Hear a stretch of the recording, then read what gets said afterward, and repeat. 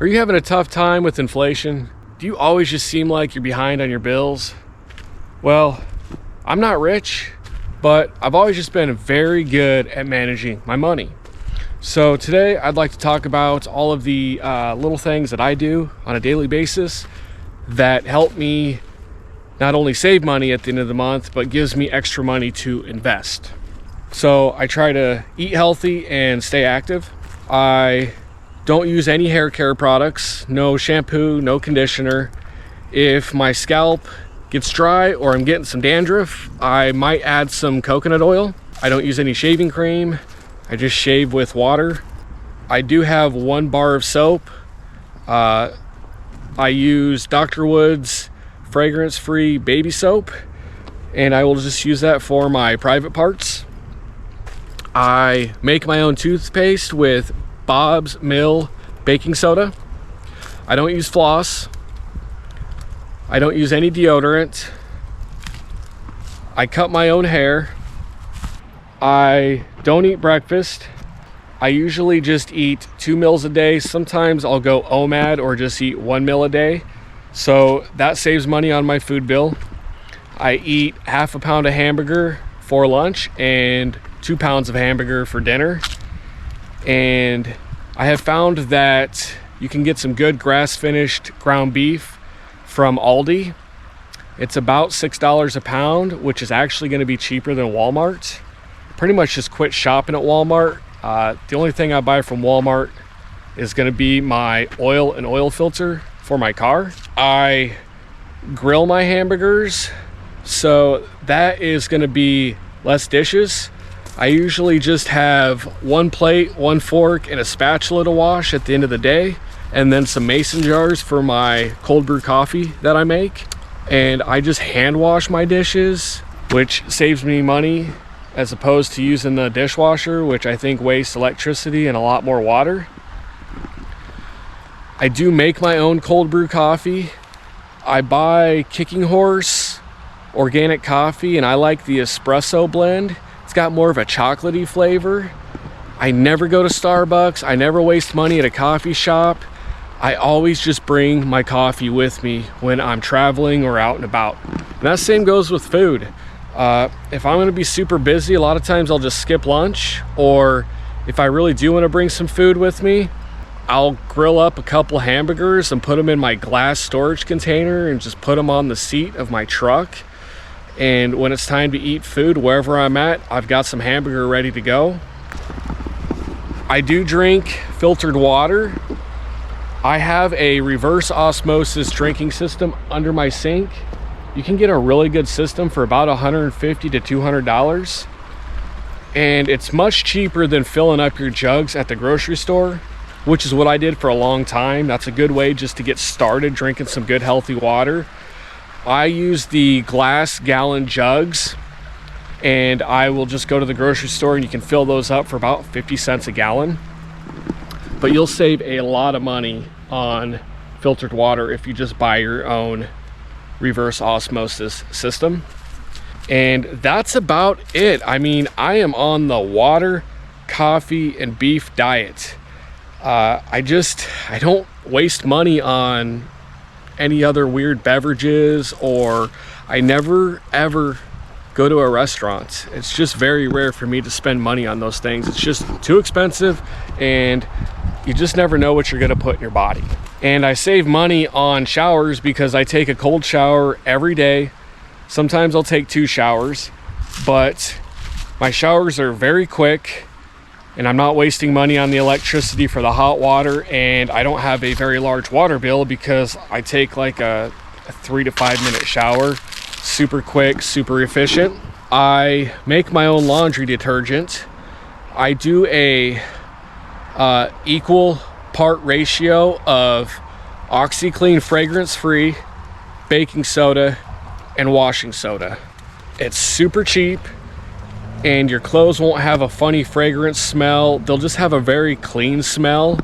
I really think if you just try to make more of your own home care products, you can save a ton of money.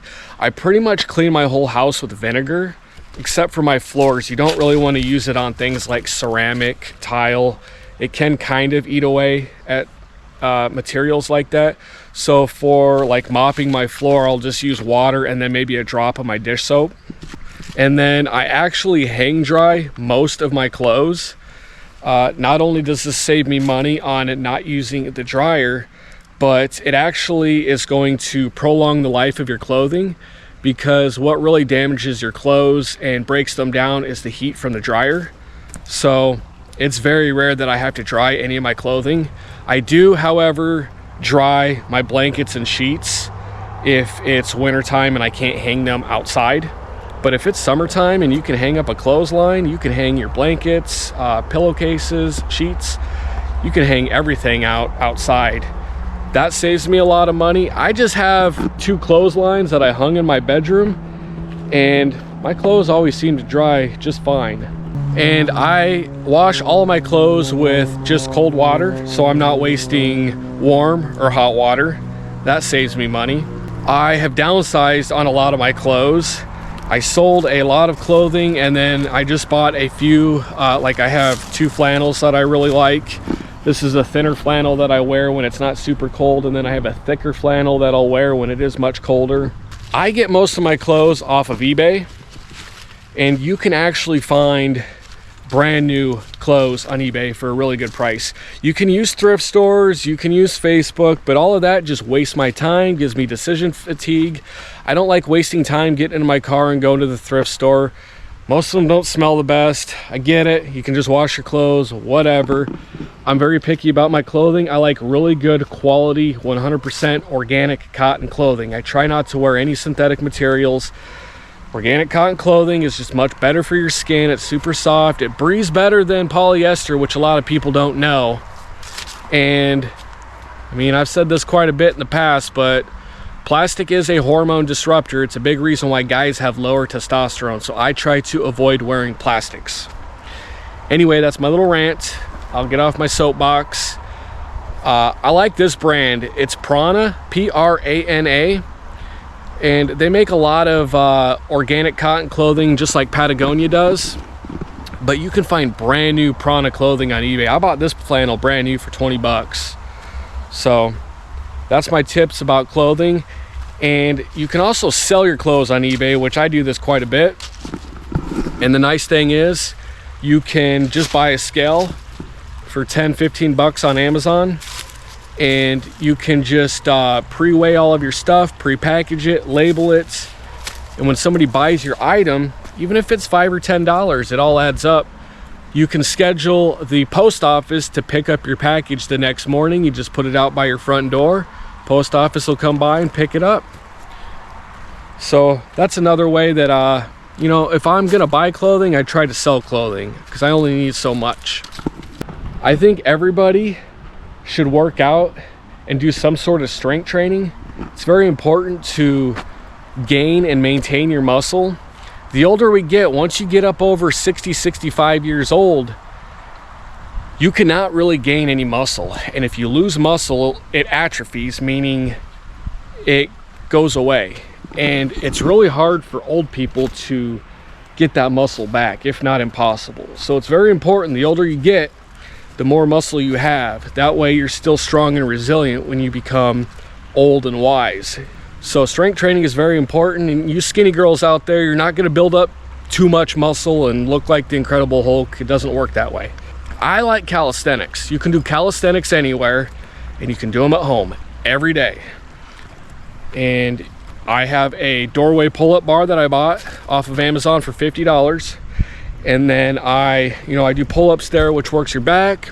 And then I hang my wooden gym rings from the pull-up bar to do body rows. That works your back. And then when I want to work my chest and my shoulders, I will do push-ups and dips. I bought a very nice dip station for $200. You can get a nice dip station for like 50 bucks on Amazon. And then I have a yoga mat, which I use for stretching at the end of the day. And then I also use it for my core workout. I'll do planks, hollow body holds, side planks. You can really get creative. I really like kettlebells. You can do farmer's carries in your front yard. Now, the benefit to the home gym is you're also going to be able to cancel your gym membership. You're going to save that money. You're going to save gas money from driving back and forth to the gym, and you're going to save time. There's going to be no excuses why you can't get up 30 minutes earlier every morning and bang out a workout. That workout's really just going to set the pace for your day, and trust me, you'll only just feel better. You'll get healthier, you're going to get stronger, you're going to be more in shape. Get your home gym going. And another way that I've just naturally saved money is for my entertainment. I get out and walk and hike every day. You want to get outside, you want the benefits from the sunlight, the fresh air, vitamin D, birds chirping. Just get out and walk as much as possible. Our bodies are designed to be moving, especially if you work a desk job. You need to be getting up and walking as much as possible. Yeah, at the end of the day, I sit back and I watch some YouTube and relax. We do need to relax, don't get me wrong. Here is where I think a lot of people spend or burn up way too much money. It's your car. I have always owned my own cars. I've never had a car payment. I've always paid cash for them. Even this day and age, there's no reason why you can't get out of that car payment. Just buy an older car. Nobody cares what your car looks like. Trust me. Nobody even pays attention to what you drive. Trust me. Most people are just worried about the car that they're driving. And not only is an old car just going to be cheaper to begin with, you're not going to have the car payment. Since it's an older car, your registration is going to be cheaper. Your car insurance is going to be cheaper. You're not going to be required to have full coverage insurance. You can get liability insurance. That's going to save you thousands a year right there. Older cars are cheaper and easier to work on. Everybody out there, you can do an oil change. I do my oil change for about $30, and I know it's done right. I know the oil has been topped off to the perfect level. This is very important. If you have some 16-year-old kid doing your oil change and he puts in 1 quart less of oil in your engine, that is wearing on your engine in a bad way. Even ladies I know change their own oil. I know a woman who changed her alternator on her Ford F-150 truck. So ladies, you can even fix your car with the help of YouTube and DIY videos. Everybody out there can learn how to fix their car. Stop buying accessories. The biggest waste of money is buying nice fancy rims. Don't do it. It's not necessary. The engineers of that car you drive designed those wheels specifically for that car. Any modifications you do are going to actually make your car run less efficient. Newer cars, I'm very capable of working on cars. I've done it for a long time, but I don't think I could even work on a new car, especially the new electric cars. Like, you have to bring your Tesla to the Tesla dealership. Like, you can't even work on that car without special tools. Nobody knows how. And older cars run great. There's nothing wrong with a good old Toyota. I would recommend buying a Toyota or a Lexus. Toyota is king of the road. I have owned a lot of cars in my day, and Toyota is the most reliable vehicle on the road. What do you do with that extra money at the end of the month? You gotta find an investment. Money sitting in the bank is not gonna make you rich. You can get rich in 10 years. I know that sounds crazy. Most people don't get rich overnight, okay? Like I said, I'm not rich, but I plan on being rich. I invest in the stock market. You don't need a lot of money to start buying stocks. You only need $5, and you can open a brokerage account such as Fidelity, Schwab, or Robinhood, and you can start buying stocks. And what I have learned that works really well for me is at the end of the month, whatever money I've got extra to invest in, I'm buying stocks. Compounding interest is very powerful. You could do commodities, you could invest in gold and silver, which is always good, but then you have to have a physical asset. I think stocks are the way of the future. They're getting very popular with retail investors. It's just much easier. You can buy and sell stocks from your laptop. You can be in Thailand buying and selling stocks. You can be in Europe and you can still buy and sell your stocks. You can travel, is what I'm saying. You can do this from the comforts of your home. And once you sell a position, let's say you need some money or you made a lot of money on a stock and you're ready to cash out, you can sell your stocks and your funds are settled 24 hours later, and that money, you can have it transferred to your bank account like that. The other investment would be real estate. And to be honest, I work in real estate and I know how these investors buy houses and how they make their money. And this is how it works with real estate. You're not really making money until that house is paid off. Well, let's say you don't have any money up front. I mean, you've got to come up with a down payment. The idea with real estate is you're going to use somebody else's money to buy the property, okay? So you buy a house and you rent it out. Your renters are paying for your mortgage and your insurance and your taxes and your maintenance.